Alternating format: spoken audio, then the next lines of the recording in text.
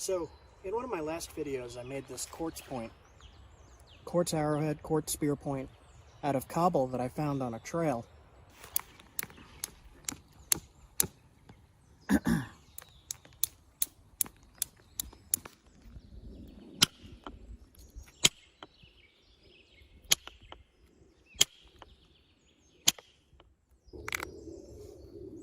just about finished up with this.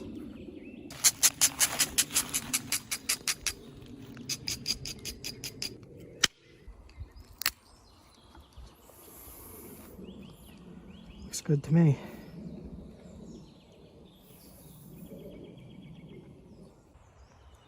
And I'm on another trail now, and there's just rocks everywhere. And whenever you're in an area like this, you could find stuff to knap. I could easily make a point like that out of something like this. So if you're looking for stuff for survival, anywhere along a river or creek or stream, you should be able to find stuff that will flake for arrowheads and spear points. To show you what I have here. This is an ATLATL, means spear thrower. This is caribou antler that I glued into this stick. It's really simple.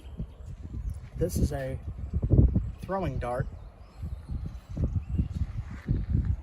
which is just a straight stick with a hole at the end, reinforced with sinew so that it don't split. And this is called a foreshaft. It pops out inside the animal that you're hunting. It fits in like that. This hooks into the back end like that. Then you hold it like this, you aim, and you throw. And I'll demonstrate that. This one I actually made a few years ago out in the woods. I was out for maybe a month plus, and I just decided to make it. There's a video, if you go way back actually, of me making this throwing stick, ATLATL. And I think I'm just going to demonstrate what a little point like this made of quartz that I just found on a trail worked it into shape. I'm going to show how effective that is just on something simple. Just going to fill it with water to give it some weight so when it hits it doesn't bounce off. We want it to go through. So we'll give it a try. This is kind of a heavy duty container. We'll see how it does. Oh, it hit there.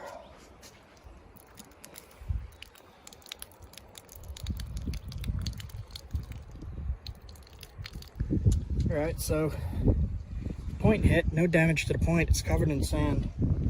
But it hit this hard plastic, this is thick. And it just tore right through it. Split it open. At probably the hardest part of the bottle too. I was aiming for this and it hit up here. Can you imagine if it's just skin that this is going into? That's damage. Now if this was say about the size of a squirrel, right? If it was about the size of a squirrel and this was on a tree and this hit the squirrel in the head like that, and you see it's all caved in here, just imagine this is bone. And what kind of damage that is to an animal.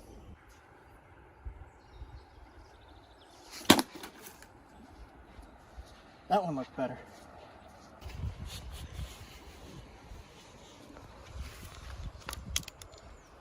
See now, when you're hunting with these, let's say that animal's struggling, this thing pops off. This falls so you could grab it again, pick it up. This thing's running away, bleeding everywhere, with a spear point in it.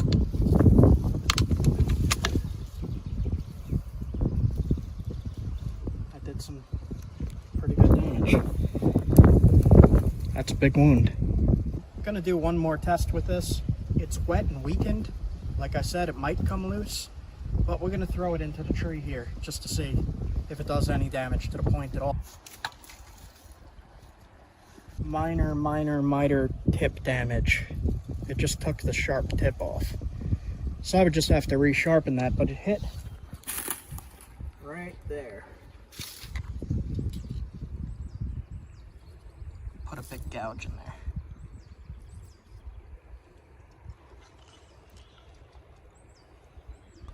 So just for fun, just imagining something. This is what they used before the bow and arrow. Before the bow and arrow was invented here. This is like 12,000, 13,000 year old technology. And you would think they would use this for small game, big game, and probably fishing. But imagine this scene 12,000 years ago with a hunter with his ATLATL and dart, probably tied to this with a string so you don't lose your dart, just for fun. And I see a fish here. I'm imagining I see a fish here.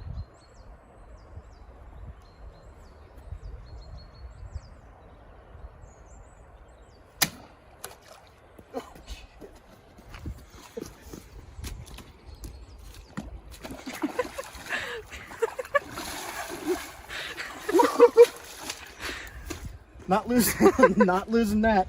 So this is New England. This is freezing. I'm cold now. Oh my gosh. Okay, that's the end of that. I did not get the fish. So I kind of destroyed my dart a little bit playing with it, but that's okay. I have more of this at home. I guess I threw it too hard. This is the part that hooks in. I don't know what happened there. Probably threw it too hard. And this is old. Like I said, I made this one when I made this. So yeah, I threw it down thinking that was sand, and it was like bedrock. So the dart point got stuck in there, so I had to break it off. And when I jumped, all right, so I'm serious about that. Don't lose your primitive tech. You don't want to lose your primitive tech. You don't want somebody to find it and be like, oh, I found an arrowhead. And then you confuse everybody. So I jumped in the frickin' river. It's the first warm day. That's a river. Like, it's freezing cold in New England. And I went up to about here and I'm soaked. And that was really, really cold. But yeah, don't lose your stuff. If you're doing something silly like that, make sure you grab it.